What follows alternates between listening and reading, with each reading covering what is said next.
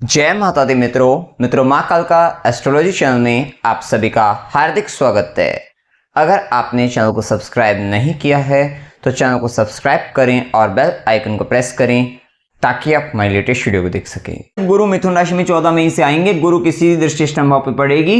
ये आपको लाभ देने वाले हैं, गुप्त विद्या का ज्ञान देने वाले हैं, ज्योतिष विद्या से लाभ, अकल तंत्र मंत्र इस तरीके का ज्ञान कह सकते हैं। साथ ही आपके जो रिलेशनशिप में इशू अगर आपके ससुराल पक्ष को लेकर था वो दूर होता हुआ नजर आएगा वहां, और साथ ही रिसर्च पॉइंट ऑफ व्यू से आपको लाभ गेन मिलेगा। अंडर द ग्राउंड रिसोर्सेज से रिलेटेड आपको लाभ मिलता हुआ दिखाई देगा। तो उन सब दृष्टि से अच्छा कह सकते हैं, क्योंकि गुरु साथ ही हम शनि को भी साथ ही लेकर चल रहे थे।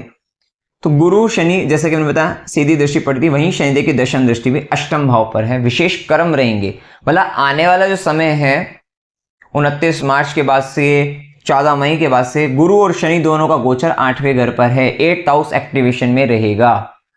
8वां घर आपका एक्टिवेट हो जाएगा और 8th हाउस एक्टिवेशन में होने से सडन गेन भी कह सकते हैं, सडन ट्रांसफॉर्मेशन लाइफ में, और गुप्त ज्ञान, रिसर्च, इन सब चीजों में 8th हाउस रिलेटेड एक्टिविटी में आपका इन्वॉल्वमेंट आएगा। हो सकता है कि आप किसी ज्योतिषी के पास, किसी तांत्रिक के पास, किसी अपनी रिसर्च, खासकर रिसर्च पेपर को लेकर, कोई हो सकता है कि आप साइंटिफिकली कई रिसर्च पेपर को लेकर आप इधर से उधर जाएं, लैब से रिलेटेड, वहां पर एक विशेष संबंध देखने को आपको मिल सकते हैं। क्योंकि यहां पर ना जुपिटर जेमिनी साइन में आपको धन लाभ होगा किसी तरीके के डॉक्यूमेंट्स को लेकर, और वो फैमिली से रिलेटेड हो सकते हैं, फूड से रिलेटेड हो सकते हैं, फाइनेंस से रिलेटेड भी हो सकते हैं वहां पर। तो कुछ इस तरीके का भी संबंध देखने को आपको मिल सकता है, या आपके रिसर्च पेपर भी हो सकते हैं। तो ये प्रभाव देखने को मिलेगा। तो गुरु का प्रभाव, गुरु की 5वीं दृष्टि षष्ठम भाव पर आप देखोगे 14 मई के बाद से आपके लिए यह संबंध और अच्छा होगा कि जो व्यक्ति रोग रिपुण से ग्रस्त से वहां पर शांति मिलेगी। साथ ही नौकरी के अंतर्गत या जॉब इंटरव्यू क्लियर होंगे, उन्हें नौकरी में लाभ अपने ज्ञान से मिलता हुआ दिखाई देगा। तो ये जुपिटर का 5th एस्पेक्ट यहाँ पर अच्छा काम करेगा। सीधी दृष्टि क्योंकि 8वें घर पर रहेगी, आपके ऑब्स्टेकल्स को दूर करेगी। और 9th एस्पेक्ट आपके 10वें घर पर राहु जहां पर बैठे हैं, राहु आपको डिजायर देंगे और आपको फोकस कराएंगे, जुनून देंगे आपको कर्म स्थान में आगे बढ़ने का। वहीं गुरु की दृष्टि कृपा भी देगी आप कि आपको आशीर्वाद, ब्लेसिंग मिल जाएगी और आप करियर में ग्रो करेंगे। तो इस दृष्टि से ये चीज आपके लिए काफी फेवरेबल रहेगी। अगर हम देखें 14 मई तक का समय संतान के लिए भी और विवाह के लिए भी काफी उचित रहा है समय आपके लिए, कि 14 मई तक ये पिछले साल से चल रहा था, 1 साल का समय मिला था वहां पे कि 1 साल गुरु की 5th एस्पेक्ट थी, तो बच्चा संतान प्राप्ति, संतान जो है उसको संतान प्राप्ति हो जाएगी, बच्चों का सुख कह सकते हैं। और उसके बाद यहां जब 7वीं दृष्टि सीधी दृष्टि पड़ रही थी 14 मई तक, तो वहां पे विवाह का सुख या विवाह से संबंधित विवाह होना, जो कि अविवाहित व्यक्ति हैं उनके लिए बहुत अच्छा समय था। वहीं अब गुरु का प्रभाव जैसा कि मैंने बताया कि मिथुन राशि में आपने देख ही लिया, 14 मई से लेकर ये 18 अक्टूबर तक है अभी तक जो हमने बताया था। अब जैसे ही 18 अक्टूबर से 5 दिसंबर तक गुरु कर्क में जाएंगे, एक तो आपको अपनी प्रॉपर्टी छोड़नी पड़ सकती है, सिबलिंग्स या कहीं ना कहीं कुछ पड़ोसियों के कारण कुछ ना कुछ आपकी प्रॉपर्टी से रिलेटेड आ सकता है।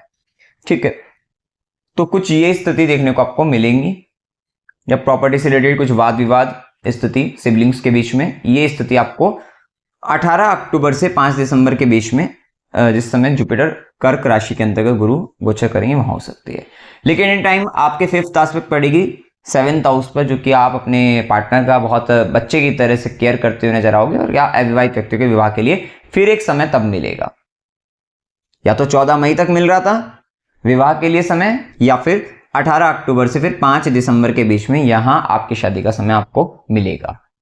ठीक है, वहीं गुरु की सीधी दृष्टि भी उसी समय में, सीधी दृष्टि आपके 9th हाउस पर, भाग्य भाव पर भाग्य की वृद्धि भी। साथ ही आपको ये समय ना आपके विचार बहुत शुद्ध होते हुए नजर आ सकते हैं, सबकॉन्शियसली बहुत अच्छे विचारों को आना, मंत्र चलते रहना, कोई धर्म की चीजें चलते हुए रहना, आपकी लॉन्ग ट्रेवल हो सकती है, और ये धार्मिक यात्रा, तीर्थ यात्राएं होने की स्थिति बनेगी, जो कि कहीं ना कहीं आपके लिए धर्म की वृद्धि, ज्ञान की वृद्धि करने वाली रहेगी।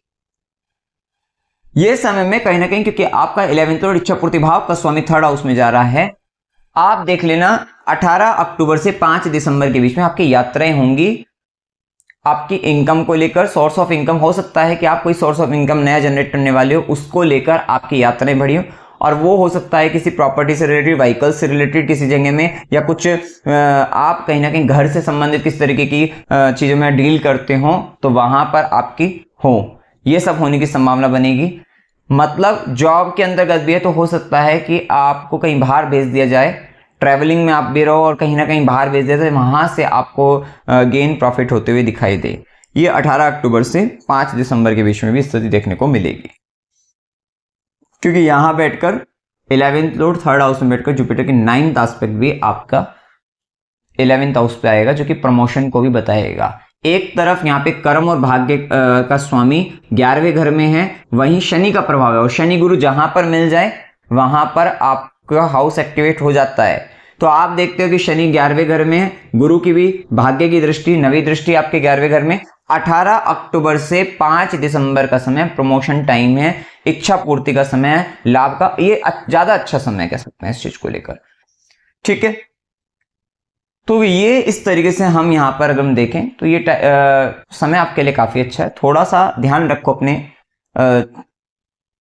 डीप इनसाइड इमोशनल, मतलब क्योंकि इमोशनलेस थोड़ा होना पड़ेगा इस समय में ये स्थिति। और ये अगर ऐसी स्थिति में थोड़ा सा डोनेशन, जैसे कि मैं बताया, वो जो हमने बताया वो करते रहोगे तो यहाँ आपके लिए अच्छा रहेगा। थोड़ा हेल्थ का ध्यान रखना पड़ेगा, स्वास्थ्य को, क्योंकि मैलेफिक शनि की दृष्टि वैसे तो आपके लिए योग करेगा, कर्म सही होंगे तो कर्म सही होंगे, धर्म के साथ चलोगे, नीति नियम कायदों के साथ चलोगे, गलत तरीके से प्रॉफिट नहीं ले रहे होंगे, तो ये शनि की दृष्टि जो लगन पर है ये आपको सिर्फ एक तरह से रेस्ट्रिक्शन तो देगी, लेकिन आपको हेल्थ का इशू नहीं देगी, अदरवाइज हेल्थ इशू आपको दे सकती है। ठीक है, तो बस यहां पर आपको विशेष ध्यान रखना चाहिए।